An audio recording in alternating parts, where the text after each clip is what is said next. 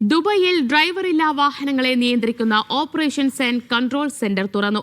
Apollo go park എന്ന പേരിൽ Dubai science പാർക്കിലാണ് control centre പ്രവർത്തനം ആരംഭിച്ചത്. ചൈനയിലെ ബൈദൂസ് ഇന്റലിജന്റ് ഡ്രൈവിംഗ് ഗ്രൂപ്പും ദുബായ് റോഡ് ട്രാൻസ്പോർട്ട് അതോറിറ്റിയും ചേർന്നാണ് ദുബായ് അപ്പോളോ ഗോ പാർക്കിന് തുടക്കം കുറിച്ചത്. ചൈനയ്ക്ക് പുറത്ത് ബൈദു ഗ്രൂപ്പ് ആരംഭിക്കുന്ന ആദ്യ ഓട്ടോണമസ് വെഹിക്കിൾ കൺട്രോൾ സെന്ററാണിത്. RTA chairman Mattar al Tayer, Baidu group corporate vice president Yung Peng Wang എന്നിവർ ചേർന്ന് കേന്ദ്രത്തിന്റെ ഉദ്ഘാടനം നിർവഹിച്ചു. 2000 ചതുരശ്ര മീറ്റർ വിസ്തൃതിയുള്ള ഈ നിയന്ത്രണ കേന്ദ്രത്തിൽ 100-ലധികം ജീവനക്കാരുണ്ടാകും. അപ്പോളോ ഗോ എന്ന ഡ്രൈവറില്ലാ വാഹനങ്ങളുടെ ഫ്ലീറ്റ് ഓപ്പറേഷൻ, അറ്റകുറ്റപ്പണികൾ, ചാർജിംഗ്, സോഫ്റ്റ്വെയർ അപ്ഡേഷൻ, സുരക്ഷാ പരിശോധന എന്നിവയെല്ലാം ഈ കേന്ദ്രത്തിൽ നിന്നായിരിക്കും. ഡ്രൈവിംഗ് സീറ്റിൽ സുരക്ഷയ്ക്കായി ഡ്രൈവർ ഇല്ലാതെ തന്നെ സ്വയം നിയന്ത്രിത വാഹനങ്ങൾ ദുബൈയിലെ പൊതു റോഡിൽ പരീക്ഷിക്കാനാണ് RTA ബൈദു കമ്പനിക്ക് അനുമതി നൽകിയിരിക്കുന്നത്.